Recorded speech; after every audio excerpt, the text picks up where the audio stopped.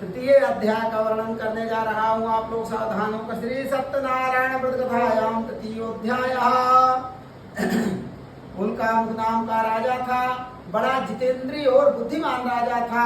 वह राजा प्रत्येक दिन गंगा स्नान करता था, देवालयों में जाके दर्शन पूजन करता था। जिन गरीब कन्याओं का विवाह नहीं होता था, राजा उन गरीब कन्याओं का विवाह करवाता था। जिस स्थान के पानी की व्यवस्था नहीं थी, राजा वहाँ कौशले खुलवाता था। नाना प्रकार का धर्म कार्य करता था। राजा की पत्नी भी बड़ी सुंदर और गुणवती थी, वह भी अपने राजा के साथ जाती थी, दान पुण्य करती थी। लेकिन स्त्रियां चालाक बहुत होती, जब पति से कोई चीज चाहना होता है उस समय स्नेह प्रेम ज्यादा दिखाएंगी। काम निकला तो गोविंदा नमो नमः। राजा उल्कामुख की पत्नी भी इसी प्रकार कहने लगी, हे राजन, हमारे मन में इच्छा हो रही है, कल हम भद्रशिला नदी के तट पर भगवान सत्यनारायण के कथा को श्रवण करना चाहते हैं। राजा अपनी पत्नी के बात को मानकर बड़ा प्रसन्न हुआ और दूसरे दिन भद्रशिला नदी के तट पर जाकर विधि विधान से भगवान सत्यनारायण के व्रत पूजन को किया। उस व्रत एवं पूजन के प्रभाव से राजा कथा को श्रवण कर रहा था कि अनेक पुष्कर धन वैश्य से एक साधु वैश्य बनिया जा रहा था। वह बनिया नौका को स्थापित किया और वहां पास बैठ गया। बैठने के बाद हाथ जोड़ के कथा को सुनने लगा। कथा समाप्त हुआ, पंचामृत पंजीरी के प्रसाद को ग्रहण किया और कहने लगा, हे ब्राह्मण देवता, आप यह कौन सा पूजा, हे राजन, आप यह कौन सा पूजा पाठ कर रहे हैं? ब्राह्मण को बुलवाकर इसको करने से किस फल की प्राप्ति होती है? उस राजा ने कहा, आज मेरे पास जो कुछ है सब भगवान सत्यनारायण की कृपा है। यह वाक्य को सुनकर वैश्य बनिया ने मन में विचार किया, इतना बड़ा नगर का राजा, किसी भी चीज की कमी नहीं है, यह कह रहा सब भगवान की कृपा से प्राप्त हुआ है। उसने हाथ जोड़कर कहा, हे राजन, कृपया मुझको विस्तार पूर्वक बताइए। मेरे विवाह के 12 साल हो गए, अभी तक कोई संतान नहीं है। अगर संतान की उत्पत्ति होगी तो मैं भी भगवान सत्यनारायण का व्रत पूजन करूंगा। इस प्रकार उसने भगवान के सम्मुख वचन बद्ध हुआ। वस्तुतः बनिया के भाग्य में संतान नहीं थी, लेकिन राजा इतना पूजन पाठ करता था कि भगवान राजा से प्रसन्न हो गए और कहे कि जिस प्रकार ध्रुव के अंदर दृढ़ विश्वास था, प्रहलाद के अंदर विश्वास था, इसी प्रकार उस राजा को भगवान विष्णु के प्रति विश्वास और श्रद्धा था। इस प्रकार जब उसने कहा कि निश्चित है तुम्हारे संतान होगी अगर तुम भक्ति भाव से भगवान सत्यनारायण का व्रत पूजन करोगे। तो उसने मन में विचार किया और मन में विचार करके वहां पास से चला गया और कहा, यदि मेरे संतान होगी तो मैं भगवान सत्यनारायण का व्रत पूजन करूंगा। इस प्रकार कहा, व्यापार के लिए ना गया, अपने घर गया। ऋतुकालीन चरण में अपने पत्नी के साथ प्रवृत्त हुआ। भगवान सत्यनारायण की कृपा से उसकी वह पत्नी गर्भवती हुई। 10वें महीने कन्या की उत्पत्ति हुई। तथा कलावती कन्या नाम ने नगरम ययौ, का से नाम निकला कलावती रख दिया गया। एक दिन लीलावती मधुर वाणी में करे, सेठ जी, भगवान की कृपा से हमारी गोद भर गई है, आपको सत्यनारायण का कथा सुन लेना चाहिए। जो बनिया था बड़ा चालाक था, कहा अभी नहीं, लड़का हुआ होता तो तुरंत करते, बिटिया भाई है इसलिए बिटिया के विवाह के समय मैं सत्यनारायण भगवान का व्रत पूजन करूंगा। इस प्रकार कहा और अपनी पत्नी को आश्वासन देकर व्यापार के लिए चला गया।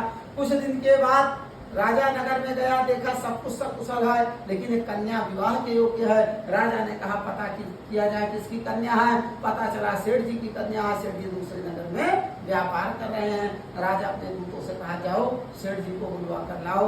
राजा के जो दूत थे सेठ जी के पास गए। अब सेठ जी गोविंदाय नमो नमः दूतों को देख के डर गए, हमसे कौन सा अपराध गलती हुआ कि राजा हमको बुलाए हैं। दूतों से कहा, भाई आप बताओ क्या गलती है हमारी।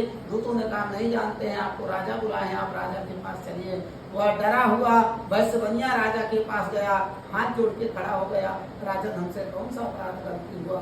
राजा ने कहा, तुमसे ना तो कोई अपराध हुआ है और ना तो कोई गलती।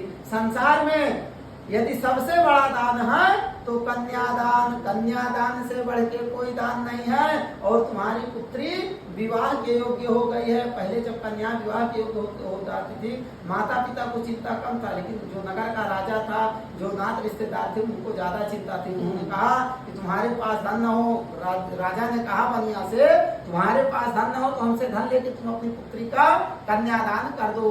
वैश्य बनिया ने कहा, धनाति धर्मः ततः सुखम, संसार में सबसे बड़ा दान कन्यादान होता है और मैं अपने ही धन से अपनी पुत्री का कन्यादान करूंगा।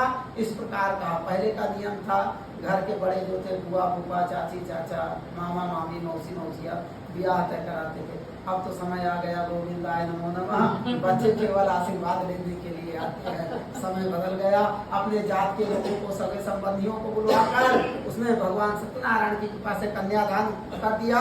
लेकिन भगवान सत्यनारायण का व्रत पूजन भूल गया, जिससे भगवान रुष्ट हो गए और कहे तुमको दारुण कठिन कष्ट मिलेगा। इतना कहकर भगवान अंतर ध्यान हो गए। कुछ दिन के बाद सेठ जी दामाद जी के साथ व्यापार करने के लिए जा रहे थे। भगवान के माया से दो चोर उत्पन्न हुए। राजा उनका मुंह पे धन को वहीं पास रखकर अंतर ध्यान हो गए। राजा के जो दूत थे पकड़कर हर्ष पूर्वक ले गए। राजा हम दो चोर पकड़ कर लाए, इन्हें देख के आप आज्ञा दें। राजा ने कहा इनको बिना विचार किए हुए महान कारागार में डाल दिया जाए। उन दोनों की बात किसी ने नहीं सुनी, उनको महान कारागार में डाल दिया गया। इधर उनके घर का जो धन था सब चोरों ने चुरा लिया। लीलावती कलावती शारीरिक अथवा मानसिक पीड़ा से, उनकी चिंता से दर भटकने लगे। कलावती नाम की जो कन्या थी भिक्षा मांगते हुए ब्राह्मण के घर पहुंची। उसने देखा कि ब्राह्मण देवता के यहाँ भगवान सत्यनारायण का व्रत पूजन बड़े विधान से हो रहा है, जैसे यहाँ हो रहा है। वहाँ पास बैठ के कथा को सुनी, पंचामृत पंजीरी के प्रसाद को ग्रहण करके वहाँ पास से चली।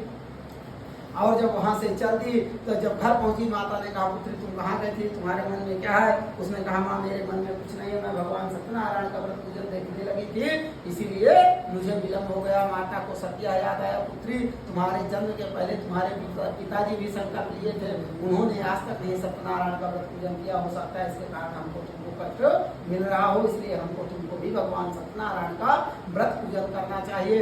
माता और पुत्री दोनों ने भगवान सत्यनारायण का व्रत पूजन किए। सज्जनों भगवान बड़े दयालु और कृपालु है, भगवान प्रसन्न हो गए। राजा उनका मुख को सपने में स्वप्न दिखाते, राजा उनका मुख दोनों बंदियों को छोड़ दो, उनका मैं तुम्हारा राज्य समेत नष्ट कर दूंगा। राजा गंगा स्नान करके आया, सभा में दूसरे दिन बैठा। दोनों बनिया से जो धन लिया था राजा उसको भी दूना करके दे दिए। सुंदर सा पीला वस्त्र दिए और कहे राजा आप जाइए। अब आपको कोई, राजा ने कहा कि वैसे बनिया आप जाइए, आपको कोई भय नहीं है, तुमने भगवान का अपमान किया था इसीलिए तुम्हें इतना कष्ट भोगना पड़ा।